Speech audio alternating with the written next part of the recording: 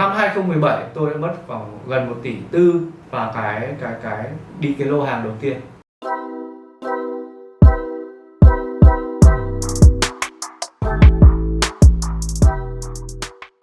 Chào mừng các bạn đã quay trở lại với kênh học bán hàng Amazon Trần Vũ Doãn.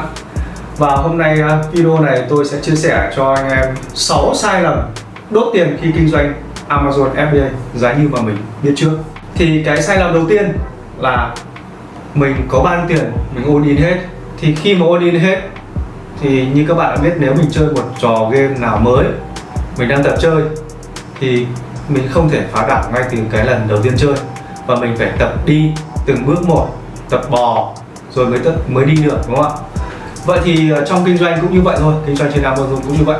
Nếu chúng ta có 100 triệu thì chúng ta chỉ nên để ra khoảng độ 40 triệu để kinh doanh với FBA, tiền vốn.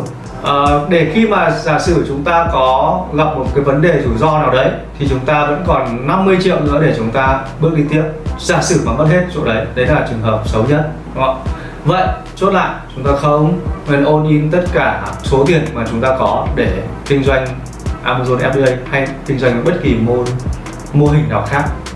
Và cái sai lầm thứ hai của chúng ta là chúng ta chọn sai sản phẩm, sai tệp khách hàng. Thì khi mà chúng ta lựa chọn sai sản phẩm người ta nhu cầu ít, tệp khách hàng chúng ta chọn sai, sản phẩm nhu cầu ít thì dung lượng nó bé, dung lượng bé thì chúng ta nhập hàng sang đấy quá nhiều, đúng không ạ? Thì ai cũng muốn đi là cái đơn hàng đầu tiên là chúng ta muốn chúng ta phải nhập thật nhiều hàng sang đấy, và ai cũng mong muốn là bán hết được số hàng đấy, và chúng ta chỉ tập trung nhìn vào cái lợi nhuận lúc đấy thôi, mà chúng ta không tập trung vào khách hàng. Vì thì sản phẩm này cạnh tranh ít, đem hàng sang bán lợi nhuận cao, nhưng dung lượng thị trường lại quá bé. Cho nên với cái tâm lý là lợi nhuận cao thì chúng ta sẽ nhập nhiều hàng sang cái đấy. Thế thì cái lựa chọn sản phẩm là cái sai lầm thứ hai mà các bạn sẽ gặp phải.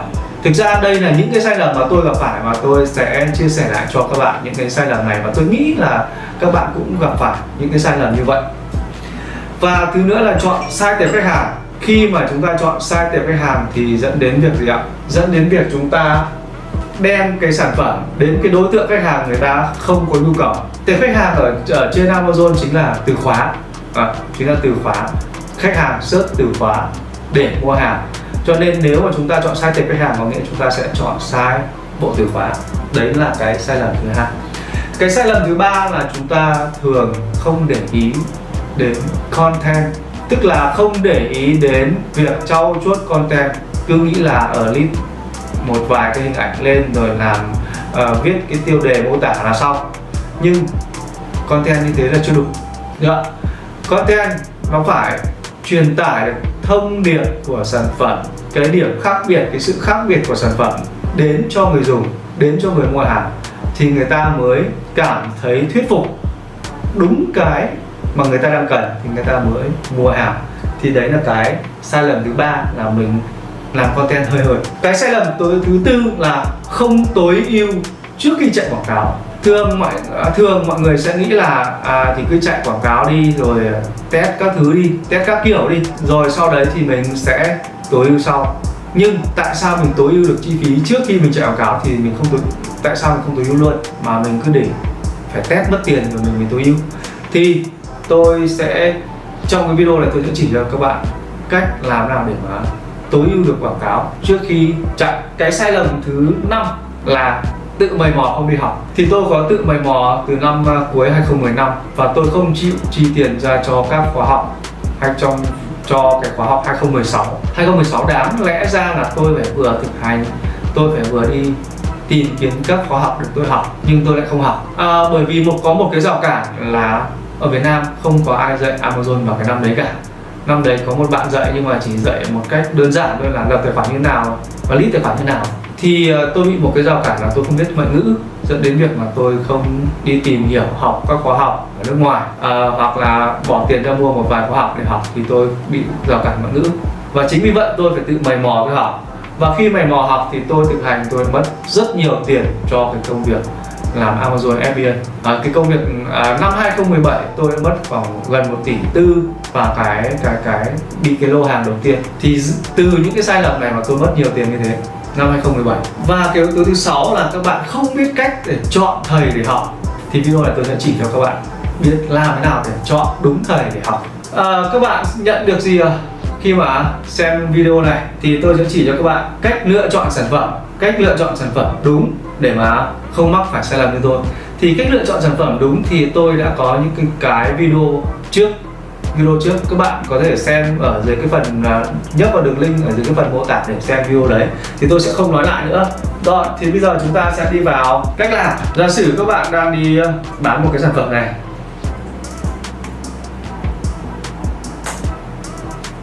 thì tệp khách hàng của bạn là những người search cái bộ từ khóa liên quan đến sản phẩm này để mua hàng của các bạn. Vậy thì làm thế nào để mình chọn ra được cái bộ từ khóa đấy? Thì các bạn hãy vào cái công cụ Hello10 và lựa chọn ra 10 người bán tốt nhất và xem cái tệp khách hàng của 10 người bán đấy là những ai, những người tìm kiếm với từ khóa nào, thì mình sẽ sử dụng, mình sẽ lựa chọn cái bộ từ khóa của 10 cái đối thủ bán tốt nhất trên Amazon này trong ngách của bạn, và bạn hãy sử dụng 10 người bán tốt nhất. Đây, 1, 2, 3, 4, 5, 6, 7, 8, 9, 10. Thì đây chính là 10 người bán tốt nhất. Và các bạn hãy run keyword search, lấy bộ keyword của 10 người này. Thì đây chính là cái tệp khách hàng đúng của các bạn. Vì 10 đối thủ của chúng ta đã bán tốt nhất trên Amazon và nằm ở vị trí từ top 1 đến top 10 rồi.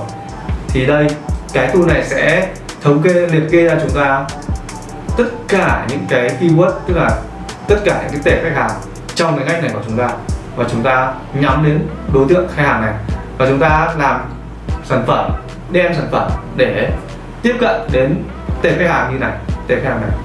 Hiện tại có 26.000 lượng từ khóa của 10 người này, và chúng ta sẽ tiếp cận đến họ bằng cách là làm thế nào để cái bộ từ khóa này có trong content của chúng ta mà lên top.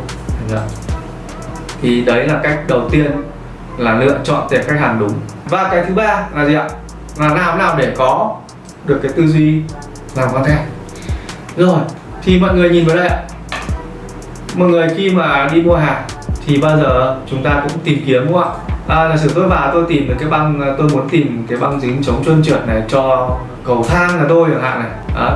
Thì tôi vào tôi nhìn, hình như cái này nó không dành cho cầu thang thì phải. Đấy, thì tôi cứ nhìn thấy cái hình ảnh. Đây, đúng cầu thang của tôi dạng như này và cầu thang tôi trơn trượt, thì tôi nhìn, đúng rồi. Thì tôi nhấp vào tôi mua hàng. Thì mọi người phát hiện ra điều gì không ạ? Content đấy, content chính là cái hình ảnh mà nó đánh đúng vào cái dành cho cầu thang của tôi, và tôi sẽ nhấp chuột vào nó, đúng không ạ? Tôi sẽ, đây, thằng này thêm một thằng nữa này, cũng dành cho cầu thang này. Đây tôi lại thấy cầu thang nữa, thì đúng cái mà tôi đang cần tìm. Đấy, thì hình ảnh, mọi người nhìn thấy thông điệp của hình ảnh không ạ? Thông điệp của hình ảnh là ra luôn cầu thang.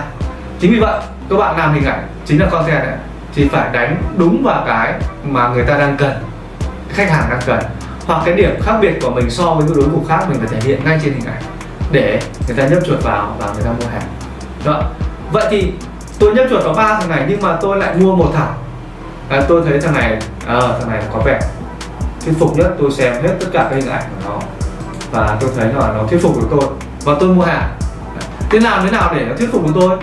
Thì những cái thứ mà ở trong này nó phải thuyết phục tôi mua hàng, đúng không ạ? Nó đánh đúng những cái thứ mà tôi cần. Vậy chốt lại, content là một cái người bán hàng. Một người bán hàng tốt thì phải thuyết phục được người mua.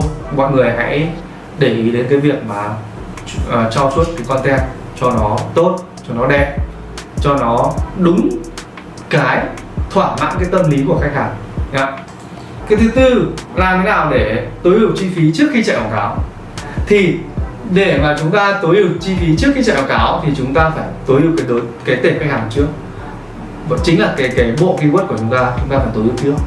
Chúng ta sẽ loại bỏ tất cả những cái bộ keyword mà không liên quan đến sản phẩm của chúng ta đi. Loại bỏ tất cả các bộ keyword mà không có tỷ lệ chuyển đổi thành đơn hàng đi.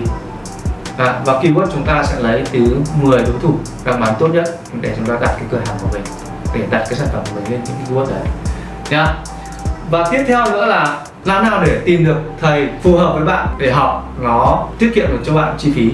Tôi ví dụ nếu các bạn không đi học thì các bạn có thể mày mò, các bạn có hiện tại ví dụ các bạn có khoảng độ 200 triệu trong tay và các bạn dùng 200 triệu đấy để mời mò kinh doanh với Amazon, thì tôi cam đoan các bạn và các bạn có thể mất hết số 200 triệu đấy, hoặc cùng lắm là các bạn gỡ được về 100 triệu. Thế thay vì vậy thì tại sao các bạn không bỏ ra 50 triệu để đi học và các bạn chỉ kinh doanh với, các bạn chỉ bỏ ra 100 triệu để làm vốn kinh doanh với Amazon thôi, đúng không ạ?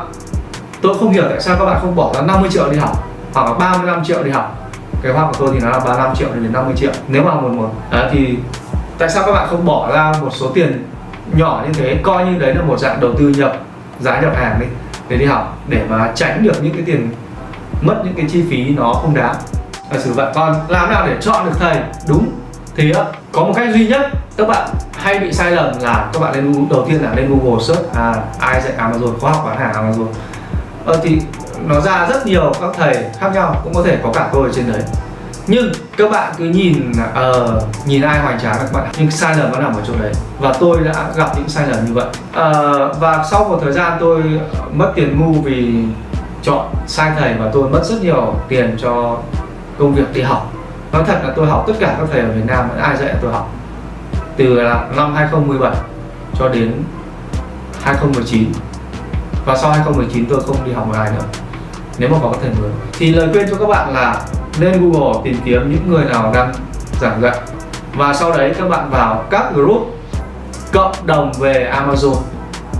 Khi các bạn vào các group, các cộng đồng đấy thì các bạn hỏi những cái học viên mà đã từng học những người thầy đấy, và để họ tự đánh giá nhận xét, và các bạn sẽ lựa chọn ra cái người thầy nào mà tốt nhất trong số đấy. Đương nhiên là không thầy nào làm vừa lòng tất cả mọi người được. Các bạn có thể lựa chọn ra được thầy tốt nhất trong số đấy để học. Đấy là lời khuyên cho các bạn để mà chọn được thầy đúng. Và video kết thúc ở đây.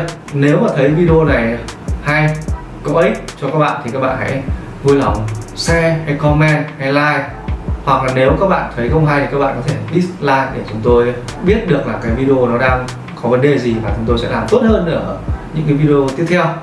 Còn bây giờ hãy like, share, comment để tạo thêm cái động lực cho tôi làm những cái clip và những cái video về sau nó tốt hơn, nó hấp dẫn hơn, nó có ích cho mọi người hơn. Và nhớ đăng ký kênh và bấm chuông để nhận được những video tốt nhất về sau nhé.